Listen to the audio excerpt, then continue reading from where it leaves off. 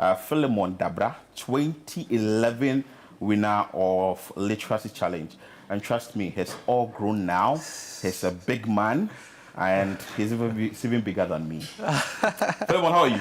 I'm fine. How are you doing? By God's grace, everything is okay. How has it been from 2011 to 2025? Before we now come down to talk about the topic, the school, and all that. Okay. How has the journey been? Well, yeah, so 2011, I was actually in, I just written BEC. Yes, so shortly after that, later in the year, I went to Winneba Secondary School. Yes, and then I pursued general science. Okay.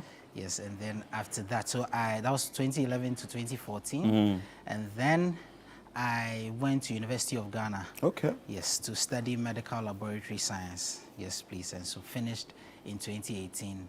Then did my national service in Kolebu at the Central Lab till 2019. And then I went back to school. So I went to medical school in early 2020, and I graduated last year. So you're a doctor now? Yes, please, by God's grace. Boss, I salute. But 2011, do you remember the topic? Literacy Challenge. I do. It's fresh in my memory like yesterday. What was the topic? Yeah, so it was, Ghana has finally discovered oil. Okay. Discuss ways you would use the oil revenue to develop the country if you were the president of Ghana. Wow. Yes, I remember it like yesterday. Yes. And what influenced your decision to be like, no, I have to be part of this competition? Okay, so the year before, that was in 2010. Okay, so my mom listens at the time, City FM. Yes, City FM. City FM is still there. Yes, please, yes. And but at that time, I think it was just City FM. Yes, just City FM. We didn't have the TV. We didn't have the TV then. At the time, yes. So the year prior, that was in 2010. That's when we first heard about the Literacy Challenge, and then she asked me to write it. So I wrote the year before, and I was shortlisted, I think, for the top 20, but I didn't make it to the final 10. And so the next year, when it came up again, we were like, oh, right. And for some reason, I just felt like, okay, I will. And I kept dilly-dallying and all that. And you said the deadline is in a few days? Yeah, the deadline is 26th of July, this Saturday. Wow. That is for the entries. Okay, so maybe this can be an inspiration to someone, because I was just dilly-dallying till 6 days till the end. Oh. And I actually got into a little fight with my elder brother, who passed, like, I'm always procrastinating, and he said some things like that, and that's why opportunities will pass me by. That's the statement he passed. And it just really hit me, and so I decided that, no, let me take this thing seriously. So I shut myself up in the room, just 6 days to the time, began to read, began to say, okay, how did my drafts and all of that, did the first draft. At the time, it had to be handwritten. Yeah, I don't know it's still handwritten. It's still handwritten, yes. So did my first draft, did my second draft, all within a very short period. Third draft, and I remember that my final draft, my handwriting is very small and very simple. I remember that my final draft, I had someone just proofread it for me, and he discovered a mistake. Ooh. Yes, one word. And so I had no other option but just to rewrite again? No, I just canceled okay. just that word, and we had to deliver it directly to the front office. Yes. So my inspiration was maybe my brother. I would have. It's possible that I would have just made the opportunity pass by without realizing. But now, looking back, I'm very glad he said what he said, and I'm very glad that even though it was 6 days to the time, you did it. I did it. But you did first draft, second draft, third draft before the final one. Yes. Why? Because when you are writing, you see, there are a lot of ideas, and in my opinion, you make a mistake if you want to get it right the first time. So I had a first draft being things. I was just putting ideas together. I remember my topic. I was going to look at education. So I'd just written BC, so I had some information about the number of secondary schools in the country. I did some analysis to see how if even every school was taking an average of a certain number, I think 600 students, how there'll still be a deficit of a lot of people who will not go to secondary school. So all those things were things that I had to write on paper and then start forming my story and start forming all that I had, in mind. So first draft, because if you want to get it perfect the first time, you will leave out many things, which are also important. Yeah. Yes. So did you get any assistance? Because you know that sometimes parents will try helping, guardians will try helping, some of the teachers will try helping. Yeah. Any assistance? Okay, so in my case, because it was on short notice, I didn't have that. I had to write it myself very quickly, but I did have a couple of people proofreading it to help me to know, or I think maybe to be better if you rephrase this. And that's what I was saying that. So for after each draft, which was, in my opinion, maybe supposed to be the last. Yeah. So when I say the draft, I'm not talking of rough paperwork I did. I'm talking of something that I finally wrote and then felt like, okay, maybe. And then give it to my parents to read through and say, oh, why don't you word this like this? Yes, basically. I didn't have teachers involved. It was something that we did like as a, like more, not from the school perspective, but like from home. Yes. Okay. So you had your parents' involvement? I had my parents proofread it. Oh, beautiful, yes, beautiful. Please. And which institution were you at when you joined? Okay, so I just finished BC, like I said, at Salvation Army JHS. Okay. Yes, please. Yes. Before? Yes, before I just finished, and then maybe a few months, and then. At what age? I was 14 at the time. 14? Yes, please. Hey, yeah, sharp brain. Anyway, so after that, you put in your entry or you put in your essay. How did you feel when you were called or you were informed that you've been shortlisted to the final 10? Because the previous one, you didn't even get to that chance. I didn't get to the final. Yes. To be honest, I have to say thank you to my brother for that thing he said. Really? Yes, because I felt that I prepared more in the previous year. I prepared more. I actually had an uncle who got that year. The topic was if you could change 3 things in your environment, what would they be, and how would you do them?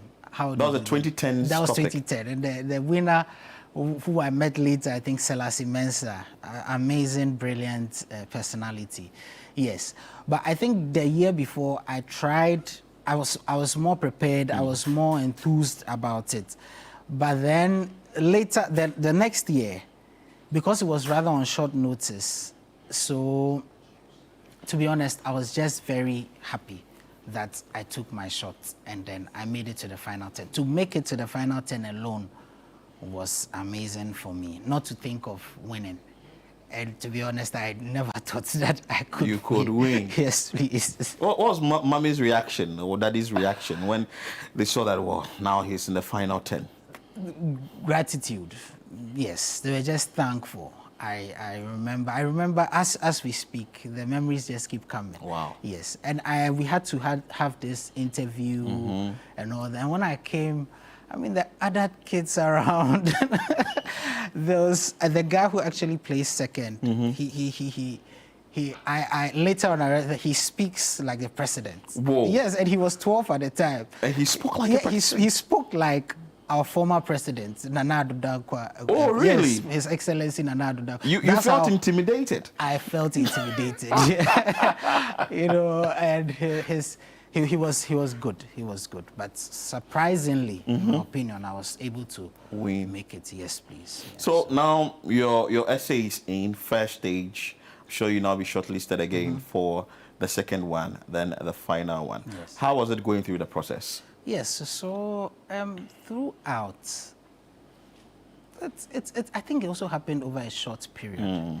Yes, and so we had this, there was a board that did an interview for us. So I think at the time, I'm not sure, but now I think you have to write an exam, an aptitude test. Or, for what we know, you do the first, there's an aptitude test. Okay. Yes, there's an aptitude test. Yes, please, I have. The first stage, second stage, and third stage. Yes, but I think if I remember correctly, in our time, I think it was just 2 stages. Yes, or 3 stages, but both of them were interviews. Yes. Where you answer questions and they try to see your thought process around what you wrote. Yes, and it was. I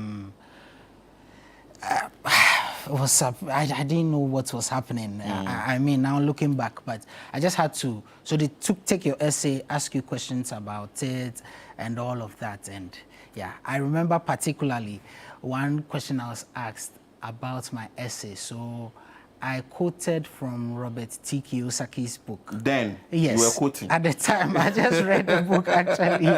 Robert T. Kiyosaki, Rich Dad Poor Dad. Yeah, and Rich he Dad, said Poor Dad. that wealth, the real determinant of wealth is health. Okay. You know, it sounded like a catchy phrase, so I used it In your essay. Yes, and the interviewer asked me that, who is Robert T. Kiyosaki? And I said it, and he asked, where is he from? And for some reason, I said Japan. You just mentioned it on top of your head. Like you didn't know. But he was actually from Hawaii. Okay. Yes, so I was corrected there and then. So it just showed me that, I mean, no one was expecting me to be perfect. Exactly. They were just expecting me to come out, say what I remember, say what I know. I mean, and I'll encourage everyone that, yes, try your best to write the essay. If you're interested, if you are watching me, you should take a shot at it. That's what I'll say. And during that time, what was the trophy? What was the prize on it? So our year, the prize was an all expenses paid trip. Okay. To London. Okay. Then there was also the option of Namibia and South Africa. Yes, so there was that. Yes, please. So which one did you choose? I went to London. Okay. Yes, please. Yes. And how was it there?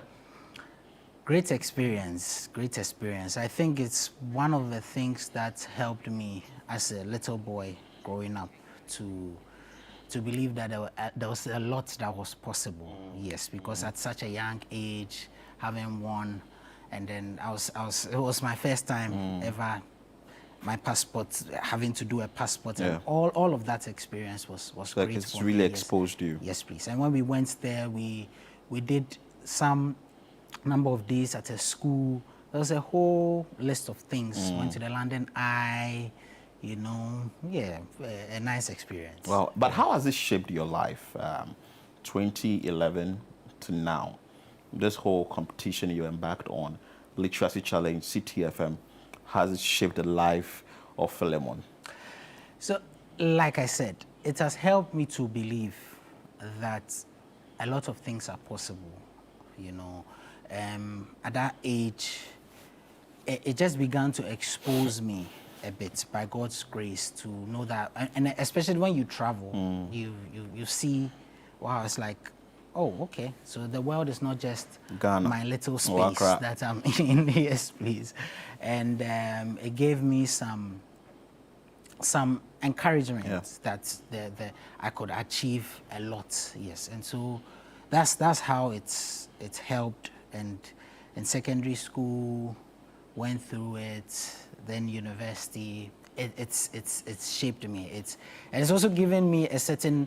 So, like I said, when we came for the interview, you know, we were actually on TV at the time and all that. And before, I think we were on TV before, even before the finals or something.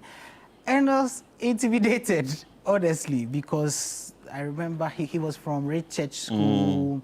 There were others from SAP school. Oh. Yes, but I was from a government school. Yeah. Yeah, I went to Salvation Army JHS. So a government school battling out with private schools or international schools and honestly, or Montessori. Yes, please. My favorite part is how the guy holds his hands and how he talks. And I remember he said, I'm going to divide the country into 4 sectors: the educational sector, the infrastructural sector, and then the public safety sector. Oh, he really spoke well. He spoke. He was amazing. He was amazing. And while we were there at the interviews, I was like, no, this guy is going to win. Yeah. Yeah, but he ended up becoming second. Second, yes. okay. And So I think that it also it gave me confidence that no matter where you are coming from, no matter your background, it's if I can say that the world is a fair play field, that everybody has an opportunity. And especially this competition, maybe for someone out there, you are thinking you are underprivileged, or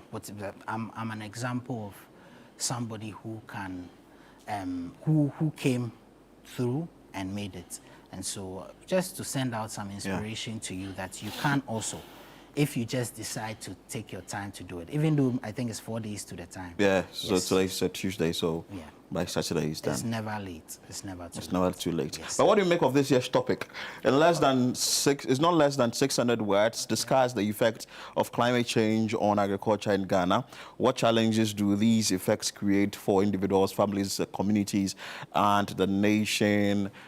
Suggest practical solutions to help all Ghanaians mitigate these challenges. What do you make of it? You know, it's quite interesting. I wonder who coins up these topics, because in my time, we had just discovered oil. Oh. Yeah, that was 2010, I think, or maybe earlier that year. We had just discovered oil, and that was the topic that came, because people were wondering if oil is a blessing or a curse. You know, there was the time when all that discussion was going on. Yes, so, and currently, we also notice that climate change is something which is becoming very obvious. Yes, and so I think that it's a great topic, and it shows that the aim of the competition is not just to get people to come and ride and you know, win some trophy or something, but actually get young minds thinking about the nation, thinking about the world, thinking about progress and thinking about advancements. Yes, and I would say that maybe the government or people involved can even come for some of the ideas from young ones like these, and you'll be shocked at how far, because when I have my essay framed. Oh, beautiful. Yeah, it was published in the graphic.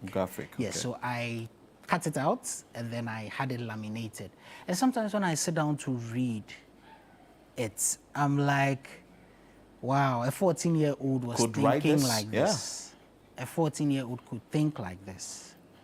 I mean, I do think that every entry coming in would have some input that the country can make good use of. And if we would just decide to take up some of the suggestions that come out from these things, we would certainly make some impact in the country. Philemon, thank you so much for